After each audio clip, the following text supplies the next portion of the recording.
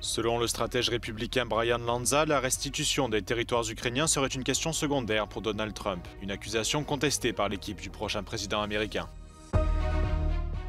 Des milliers de personnes sont descendues dans les rues de Lisbonne et de Porto samedi pour réclamer une augmentation des salaires et des pensions.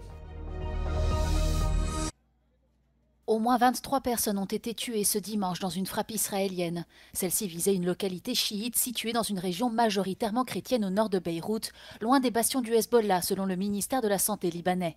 Des bombardements israéliens ont également fait 30 morts, dont 13 enfants à Jabalia et au sud de la ville de Gaza, selon le ministère de la Santé local dirigé par le Hamas. Le nord de Gaza fait l'objet d'une intense offensive militaire de l'armée israélienne depuis un mois et est coupé du monde avec pratiquement aucun accès à l'aide humanitaire.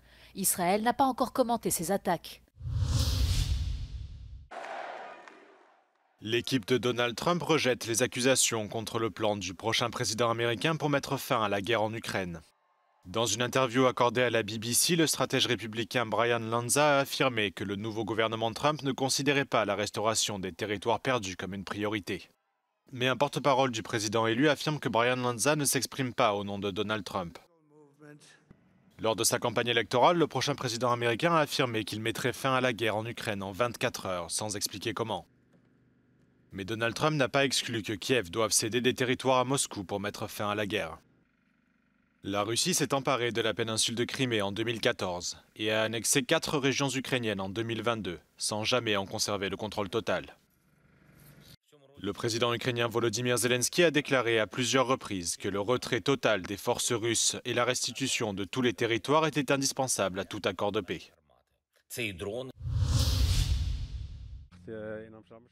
Le Premier ministre néerlandais Dick Schoof a annulé son voyage à la COP29 en Azerbaïdjan pour se concentrer sur les récentes agressions contre des supporters de football israéliens aux Pays-Bas. Dick Schoof a déclaré que le gouvernement aborderait les violences lundi et qu'il tiendrait des discussions sur la lutte contre l'antisémitisme mardi.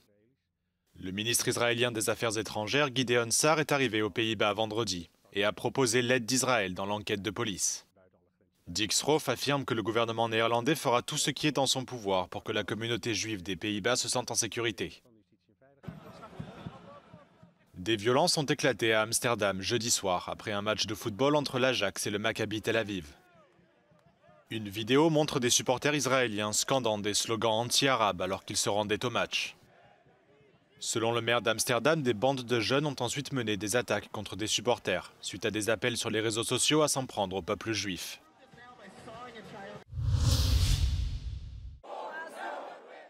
Des milliers de personnes ont manifesté samedi à Lisbonne et à Porto pour réclamer une augmentation des salaires et des pensions.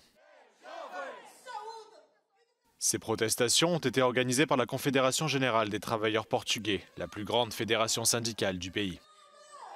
La CGTP se dit très préoccupée par les difficultés quotidiennes des travailleurs, par les logements inabordables et l'accès limité aux soins de santé.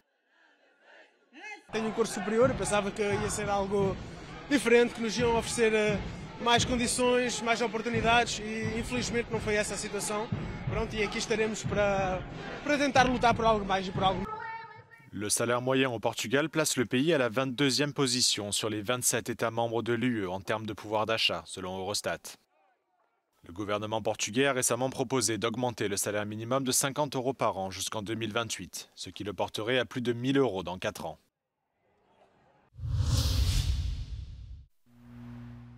Une touriste américaine de 31 ans a été tuée alors qu'elle était en vacances à Budapest. Mackenzie Michalski, originaire de Portland dans l'Oregon, a été portée disparue le 5 novembre. Elle a été vue pour la dernière fois dans une boîte de nuit de la capitale hongroise. Dans le cadre de l'enquête, la police a examiné les images de sécurité des boîtes de nuit locales. Ils ont vu Mackenzie Michalski en compagnie d'un homme, identifié plus tard comme le suspect dans plusieurs de ces établissements la nuit de sa disparition. Le suspect, un ressortissant irlandais de 37 ans, a été arrêté jeudi par la police. Il a reconnu avoir rencontré la touriste américaine en boîte de nuit avant de se rendre avec elle dans son appartement, mais il affirme que sa mort était un accident. Des effets personnels de Mackenzie Michalski, dont sa valise et sa carte bleue, ont été retrouvés chez lui. L'homme est actuellement en garde à vue et les autorités ont engagé des poursuites formelles contre lui pour meurtre, alors que l'enquête sur la mort de Mackenzie Michalski se poursuit à Budapest.